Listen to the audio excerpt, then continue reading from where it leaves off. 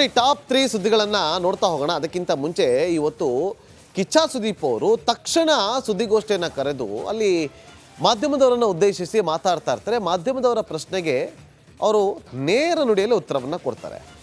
ಸೂರ್ಯ ಬೆಳಗಿನ ಟೈಮಲ್ಲೇ ಬರಬೇಕು, ಚಂದ್ರ ರಾತ್ರಿ ಹೊತ್ತೇ ಬರಬೇಕು, ದರ್ಶನ್ ಬಗ್ಗೆ ನಾವು ಮಾತಾಡಿ ನೋವು ಕೊಡೋದು ಬೇಡ ಅಂತ ಬೆಂಗಳೂರಿನಲ್ಲಿ ದರ್ಶನ್ ಬಗ್ಗೆ ಕಿಚ್ಚ ಸುದೀಪ್ ಅವರು ಈ ರೀತಿಯಾಗಿ ಪ್ರತಿಕ್ರಿಯೆ ಕೊಟ್ಟಿದ್ದಾರೆ. ಕಾನೂನು ನಂಬೇಕಿದೆ, ನಾವು ಮಾಧ್ಯಮವನ್ನು ನೋಡ್ತಾ ಇದ್ದೀವಿ, ಕೊಲೆ ಕೇಸ್ ಬಗ್ಗೆ ತನಿಖೆ ಆಗ್ತಾ ಇದೆ, ಕಾನೂನು ಇದೆ, ನಾವು ಇಬ್ಬರು ಒಟ್ಟಿಗೆ ಸರಿ ಇಲ್ಲ. ಸೂರ್ಯ ಚಂದ್ರ ಬೆಳಿಗ್ಗೆ ರಾತ್ರಿ ಇದ್ರೇನೆ ಚಂದ, ಒಟ್ಟಿಗೆ ಬಂದರೆ ಸಮಸ್ಯೆ, ಸಮಾಜಕ್ಕೆ ಹೆದರಿ ಇರೋದಲ್ಲ ಅಂತ ಹೇಳಿದ್ದಾರೆ. ಕೇಳಿ.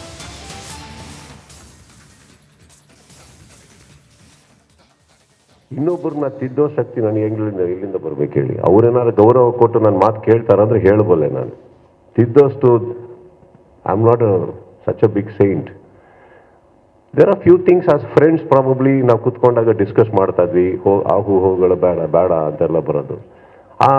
ಆ ಒಂದು ಬೌಂಡ್ರಿ ದಾಟದ ಮೇಲೆ ಏನಾಗುತ್ತೆ, ನಾನು ಇದ್ದಿದ್ರೆ ಅದು ದೊಡ್ಡ ಅಹಮ್ಮದ ಮಾತಾಗುತ್ತೆ. I don't think I want to come there. It is their life. See, let's not get into all that. I think pain is pain. ಅವರವರ ಕುಟುಂಬಕ್ಕಾಗೋ ನೋವುಗಳು ಅವ್ರಿಗೆ ಮಾತ್ರ ಗೊತ್ತಿರುತ್ತೆ, ನಮಗಾಗೋದು ನಮಗೆ ಗೊತ್ತಿರುತ್ತೆ. ವಿಲಿವ್ ಇಟ್ ಅಂತ ನನಗೆ ಗೊತ್ತಿರೋದು. ಇಲ್ಲಿ ನಾವು ನಮ್ಮ ಗತ್ತನ್ನು ಬಿಟ್ಕೊಡ್ಬಾರ್ದು. ಆ ಒಂದು ಕಾರಣಕ್ಕೆ ಹೇಳಿದ್ರೆ ಹೊರತು ನಾನು ಯಾರಿಗೂ ಟಾಂಟ್ ಕೊಡೋನಲ್ಲ ಸರ್. ಹೇಳಿದ್ರೆ ಡೈರೆಕ್ಟಾಗಿ ಹೇಳ್ತೀನಿ. ನಾನು ಅಡ್ಗಾಲ ಮೇಲೆ ಇಟ್ಕೊಂಡು ಕುತ್ಕೊಳೋನಲ್ಲ, ನೋಡೋರು ಬರೋಲ್ಲ ಅಂತ. ಯಾರ್ದೋ ಅವ್ರವ್ರ ಫ್ಯಾನ್ಸ್ಗಳಿಗೆ ಅವ್ರವ್ರದ್ದು ನೋವುಗಳು ಇರ್ತವೆ. ಆ ನೋವಲ್ಲಿ ಅವ್ರು ಮಾತಾಡ್ಬೋದು, ಕ್ಷಮಿಸ್ಬಿಡಿ. ಇವಾಗಲ್ಲಿ ಏನಿದೆ ತಪ್ಪು. ಈಗ ನಮ್ಮ ಫ್ಯಾನ್ಸ್ ಬಗ್ಗೆ ನಾನು ಮೈಂಟೈನ್ ಮಾಡ್ಬೋದು, ಅವ್ರೇನಾದ್ರು ತಪ್ಪು ಮಾಡಿದ್ರೆ ಕರೆದು ಉಗಿಬೋದು, ಯಾಕ್ರೆ ಹಿಂಗೆ ಮಾಡ್ತಾ ಇದ್ದೀರಾ ಅಂತ. ನನಗೆ ಬೇರೆಯವ್ರ ಬಗ್ಗೆ ನಮಗೆ ಗೊತ್ತಿಲ್ಲ, ಏನಕ್ಕಂದ್ರೆ ಆ ಅಧಿಕಾರ ನಮಗೆ ಬೇಡ. ಕರೆಕ್ಷನ್ ಮಾಡೋಕ್ಕೆ ನಾನು ಹುಟ್ಟು ಇಲ್ಲ. ನಾವು ಒಳ್ಳೇದು ಬಯಸ್ತೀವೋ ಅನ್ನೋ ಕಾರಣಕ್ಕೆ ಪ್ರತಿಯೊಂದು ನಮ್ದಾಗಬೇಕಾಗಿಲ್ಲ. ಈಗ ಕೆಲವು ಡಿಸ್ಟೆನ್ಸಸ್ ನಾವೇನಕ್ಕೆ ಮೇಂಟೈನ್ ಮಾಡ್ತೀವಿ ಅಂದರೆ ನಾವು ಸರಿ ಇಲ್ಲ, ಅವ್ರು ಸರಿ ಇಲ್ಲ ಅನ್ನೋದಲ್ಲ, ನಾವಿಬ್ಬರು ಒಟ್ಟಿಗೆ ಸರಿ ಇಲ್ಲ. ನಾನೊಂದು ಮಾತು ಹೇಳಿದೆ, ಸೂರ್ಯ ಬೆಳಗ್ಗೆ ಬಂದ್ರೇ ಬೆಟ್ರು, ಚಂದ್ರ ರಾತ್ರಿ ಇದ್ರೇ ಬೆಟ್ರು. ಎರಡು ಒಟ್ಟಿಗೆ ಸೇರಿದ ದಿನ ಪ್ರಾಬ್ಲಮ್ ಆಗುತ್ತೆ, ಅದು ಬೇಡಿ. ಹಾಗಂತ ವ್ಯಕ್ತಿತ್ವದಲ್ಲಿ ತೊಂದರೆ ಇದೆ ಅಂತ ನಾನು ಹೇಳ್ತಾ ಇಲ್ಲ. I am a different person, he is a different person with different taste. Does that mean that we cannot coexist? Does that mean that ಇವಾಗ ಏನಾಗುತ್ತೆ, ನಾಟಕೀಯವಾಗಿ ಇರೋದಕ್ಕೆ ನನಗೆ ಬರಲ್ಲ. ಸಮಾಜ ಯಾರೋ ಹೇಳ್ತಾರಂತ ನಾನು ಮಾಡೋದಕ್ಕೆ ಇಷ್ಟಪಡೋದಿಲ್ಲ. ಇಲ್ಲಿಂದ ಬಂದರೆ ನೀವ್ಯಾರು ಏನು ಅನ್ಕೊಂತೀರಂತನೂ ನಾನು ನೋಡೋಕೆ ಹೋಗಲ್ಲ, ನಾನು ಹೋಗ್ತೀನಿ. ನಾನು ಆ ಥರ ಇರೋನು, ನಾನು ಹಾಗೆ ಬಾಳ್ಕೊಂಡು ಬದುಕೊಂಡು ಬಂದಿರೋನು.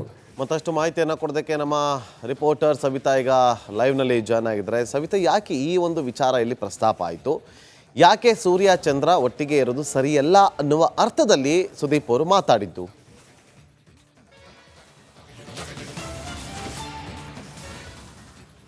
ನಾಗೇಂದ್ರ ಬಾಬು, ಪ್ರಮುಖವಾಗಿ ಸುದೀಪ್ ಅವರು ಪ್ರತಿಯೊಂದು ಈವೆಂಟ್ ಬೇರೆ ಬೇರೆ ವೇದಿಕೆಯಲ್ಲಿ ಬೇರೆ ಬೇರೆ ಕಾರ್ಯಕ್ರಮಗಳಲ್ಲಿ ಮಾಧ್ಯಮದವ್ರಿಗೆ ಸಿಗ್ತಿದ್ರು. ಸೊ ಒಂದಿಷ್ಟು ಗ್ಯಾಪ್ ಆಗಿತ್ತು. ಸೊ ಮಾಧ್ಯಮದವ್ರಿಗೆ ನನಗೆ ಕಮ್ಯುನಿಕೇಟ್ ಆಗಲಿ, ಏನೇ ಇದ್ರು ಡೈರೆಕ್ಟಾಗಿ ಮಾತಾಡಲಿ ಅನ್ನೋ ಉದ್ದೇಶದಿಂದ ಇಂದು ಪತ್ರಿಕಾಗೋಷ್ಠಿಗೆ ಕರೆದಿದ್ರು. ಅಷ್ಟೇ ಅಲ್ಲದೆ ಮ್ಯಾಕ್ಸ್ ಸಿನಿಮಾ ಜೊತೆಗೆ ಸೆಪ್ಟೆಂಬರ್ 2ನೇ ತಾರೀಕು ಅವ್ರ ಬರ್ಡೇ ಕೂಡ ಬರ್ತಾ ಇದೆ. ಓವರಾಲ್ ಆಗಿ ಮಾಧ್ಯಮದವರು ಅವರು ಮುಕ್ತವಾಗಿ ಮಾತಾಡಲಿ, ಏನೇ ಇದ್ರೂ ಕ್ಲಿಯರ್ ಆಗಲಿ ಅನ್ನೋ ಉದ್ದೇಶದಿಂದ ಪತ್ರಿಕಾಗೋಷ್ಠಿ ಕರೆದಿದ್ರು. ಆ ಒಂದು ಸಂದರ್ಭದಲ್ಲಿ ದರ್ಶನ್ ಅವರ ವಿಚಾರ ಕೂಡ ಚರ್ಚೆ ಆಯಿತು.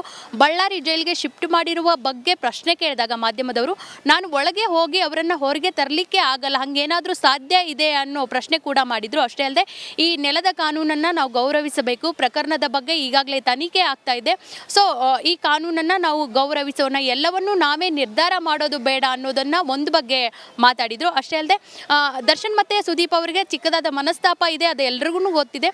ಸೊ ಒಂದಿಷ್ಟು ವೇದಿಕೆಗಳಲ್ಲಿಯೂ ಕೂಡ ಚರ್ಚೆ ಆಗಿದೆ. ಆ ಬಗ್ಗೆನೇ ಸೂರ್ಯ ಚಂದ್ರ ಒಟ್ಟೊಟ್ಟಿಗೆ ಬರೆಯಲ್ಲ, ಹಗಲಿ ರಾತ್ರಿ ಬರೋದು. ಸೊ ಒಟ್ಟೊಟ್ಟಿಗೆ ಬರಬಾರ್ದು, ಸಮಸ್ಯೆ ಆಗುತ್ತೆ.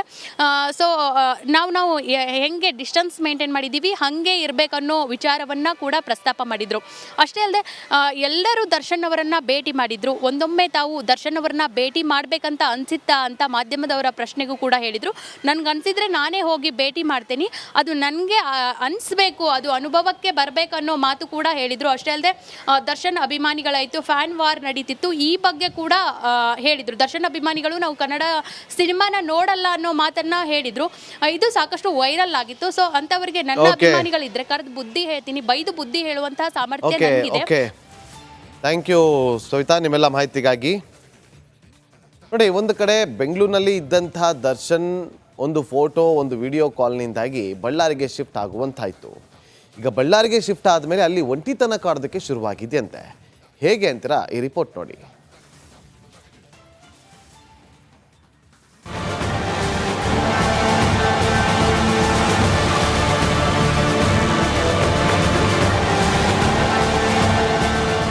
ಇದೊಂದು ಫೋಟೋ ಕಾಟೇರನ ಬಾಳಲ್ಲಿ ಮತ್ತೆ ಸುಂಟರ ಗಾಳಿ ಎಬ್ಬಿಸಿದೆ. ಪರಪ್ಪನ ಅಗ್ರಹಾರದಿಂದ ಬಳ್ಳಾರಿ ಜೈಲಿಗೆ ಎತ್ತಂಗಡಿ ಆಗುವಂತೆ ಮಾಡಿದೆ.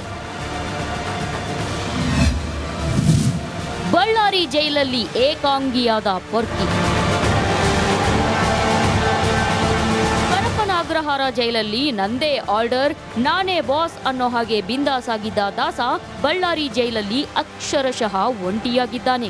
ಬೆಂಗಳೂರು ಜೈಲಲ್ಲಿ ಪೊರ್ಕಿಗೆ ಇದ್ದ ಸಾಥಿಗಳೆಲ್ಲ ದಿಕ್ಕಾಪಾಲಾಗಿ ಬೇರೆ ಬೇರೆ ಜೈಲು ಸೇರಿದ್ದಾರೆ. ಬಳ್ಳಾರಿ ಜೈಲಿಗೆ ಬಂದ ದರ್ಶನ್ ಏಕಾಂಗಿಯಾಗಿದ್ದಾನೆ.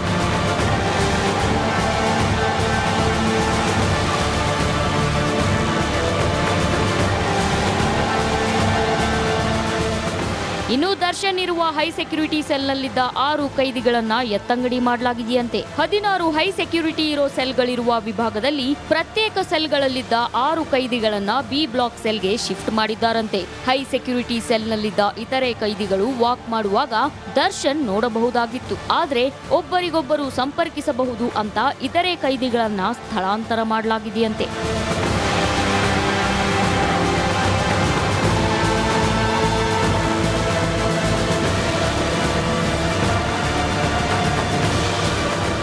ಇದೀಗ ಹೈ ಸೆಕ್ಯೂರಿಟಿ ಸೆಲ್ ವಿಭಾಗ ಸಂಪೂರ್ಣ ಖಾಲಿಯಾಗಿದೆ. ಸೆಲ್ ನಂಬರ್ 15ರಲ್ಲಿ ದರ್ಶನ್ ಮಾತ್ರ ಇದ್ದು, ಹೈ ಸೆಕ್ಯೂರಿಟಿ ಸೆಲ್ ವಿಭಾಗದಲ್ಲಿ 3 ಜೈಲು ಸಿಬ್ಬಂದಿ ನೇಮಕ ಮಾಡಲಾಗಿದೆ. ಒಂದು ಶಿಫ್ಟ್ಗೆ 3 ಸಿಬ್ಬಂದಿಯಂತೆ ನೇಮಿಸಲಾಗಿದೆಯಂತೆ.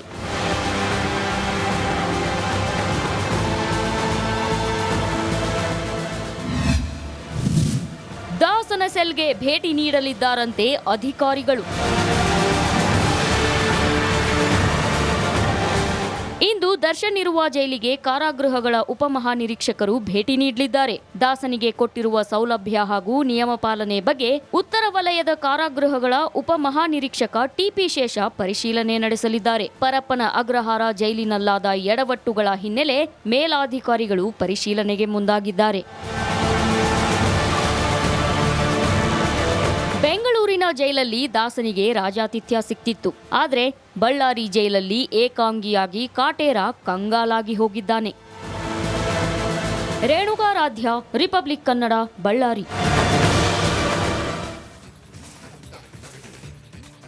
ಇನ್ನು ಮತ್ತೊಂದು ಕಡೆ ಪರಪ್ಪನ ಅಗ್ರಹಾರದಲ್ಲಿರುವಂತಹ ಲಿಪ್ಸ್ಟಿಕ್ ರಾಣಿ ಪವಿತ್ರ ಗೌಡ ದರ್ಶನ್ ಬಳ್ಳಾರಿಗೆ ಶಿಫ್ಟ್ ಆದಾಗಿನಿಂದ ನಾನೊಂದು ತೀರಾ ನೀನೊಂದು ತೀರಾ ಅನ್ನುವ ಮನಸ್ತಾಪದಲ್ಲೇ ಕಾಲವನ್ನು ಕಳೀತಾ ಇದ್ದಾರಂತೆ. ಅದಕ್ಕೆ ಸಂಬಂಧಪಟ್ಟಂತೆ ಒಂದು ಸ್ಪೆಷಲ್ ರಿಪೋರ್ಟ್ ಇದೆ, ನೋಡ್ಕೊಂಬನ್ನಿ.